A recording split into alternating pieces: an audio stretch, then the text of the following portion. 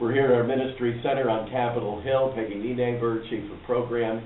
And one of the joys that we have here is hosting friends. We call them more formally allies in ministry, because you just can't do any of this kind of work alone. In fact, we need each other. We need each other's gifts.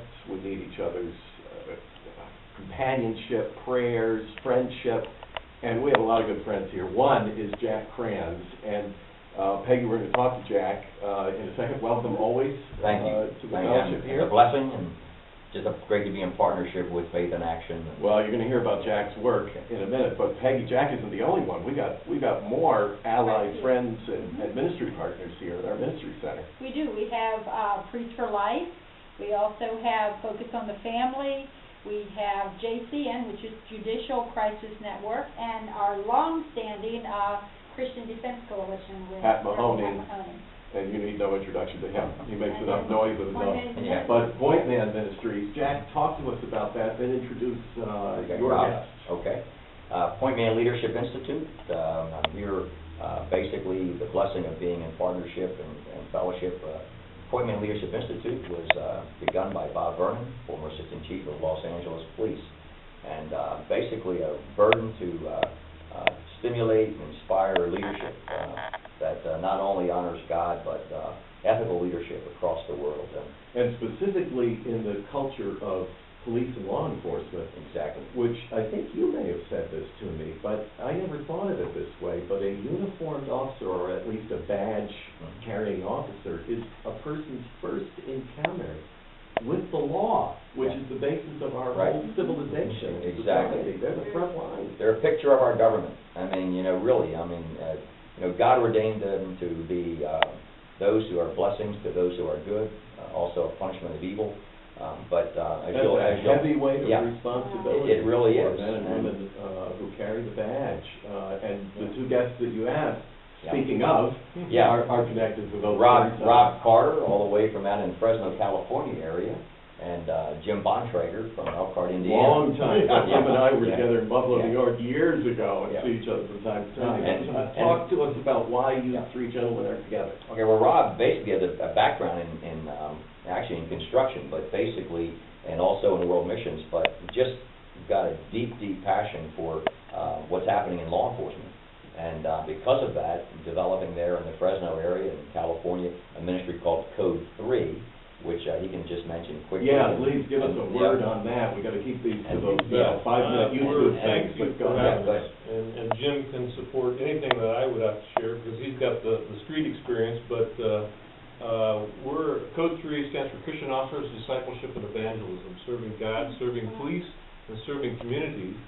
But it's a law enforcement outreach of JARN Ministries International. JARN stands for Jesus Ambassadors, reaching out to nations.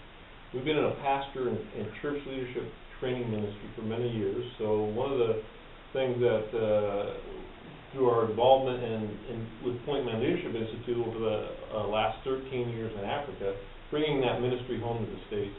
I heard about the movie Courageous being filmed when we were here for the National Prayer Breakfast, so started reading about... Jim, you're probably going to say more about that film. So Jim here has been behind the scenes writing the curriculum for that. He can share about that. But we just, together here in D.C., had the vision of Central Valley Police Week when the film came out to honor law enforcement, and use that as a way to springboard not only to get police officers and their spouses to come to the theater for free. We started. And let's make it clear, this is a Christian film with a Christian message told in a very specific way, though, where the audience is receptive to that message. And you had a theater full of police. Well, we had several theaters. Yeah, several. We were dreaming of auditoriums filled with police officers and their spouses, so they could come together and hear the message of the gospel and of fatherhood.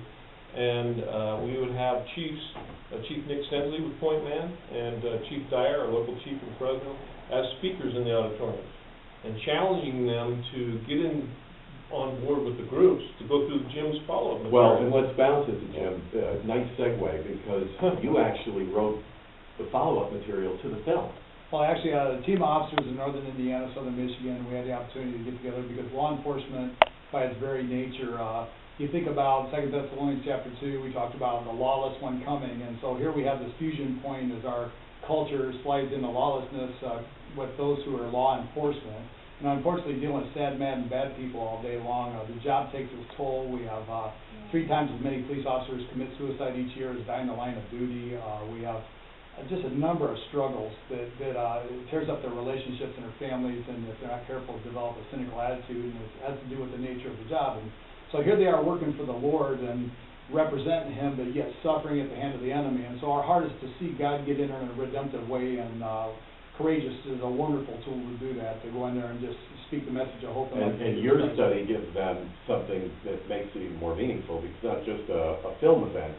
They carry that message with them and use it in their own lives. Well, we wish we could tell you more, but you got to see Courageous and follow Point Man Ministries, and we're just so blessed to be yoked together with you, dear brother. Thank you. And what a joy to have you guys out there in the field with some people who really matter. So that's all we got for you today, but you can see it's never boring around here.